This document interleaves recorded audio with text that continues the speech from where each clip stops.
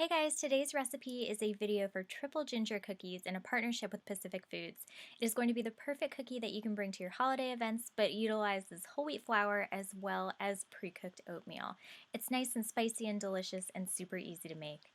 The first step is adding in the dry ingredients. You're going to add whole wheat flour, baking soda, salt, and crystallized ginger to a bowl and give it a quick whisk before moving on to your next batch of ingredients.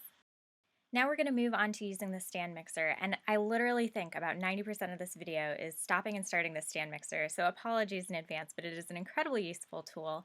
And into the stand mixer, you're going to add room temperature butter. Now I say room temperature, and it's very important to remember that because I forgot about halfway through and realized pretty quickly that you can't fake room temperature butter. So it's going to go into the stand mixer, and you're going to whip it so it's nice and light and airy and creamy, and then you're going to add a cup of packed brown sugar. Another really important tool in this process and to have in your kitchen in general is a single piece of molded rubber as a spatula. It is so important to scrape down the sides of this bowl, as you're going to see multiple times throughout this video, to make sure all of the ingredients are nice and incorporated. So once you whip the brown sugar and the butter together, go ahead and add 2 eggs and some blackstrap molasses, which I realize looks like tar on camera, but is so important to this recipe because it adds a really nice and robust flavor to the cookies. And now we are on to the last bit of ingredients to add to these cookies, which are 3 different spices. We have ground ginger, cinnamon, and also cloves, as well as some freshly grated ginger.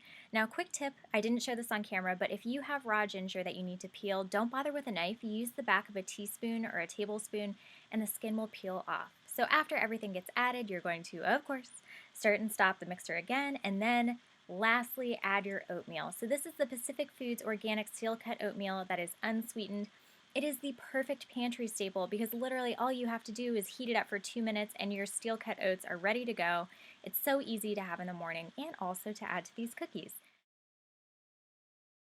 Okay, actually I lied. That was not the last batch of ingredients because we have that dry bowl that we started at the very beginning, and you're going to add in the dry mixture in 2 different sections, mixing in between to make sure everything is nice and combined, just like this.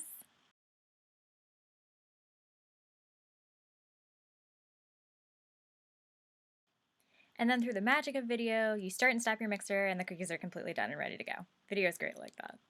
Now what we found that instead of going ahead and scooping these right off the bat, this dough works a lot better if you give it at least 15 minutes in the fridge. So go, put it in, let it chill, and then get your pans ready. This makes several cookies, like in the 40s. So having your pans lined with parchment paper and ready to go is super important.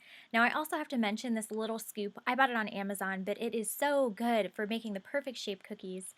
So once you are done with that, they go in the oven for 15 minutes and you have beautiful, pillowy, delicious cookies that are going to be just right for your holiday season.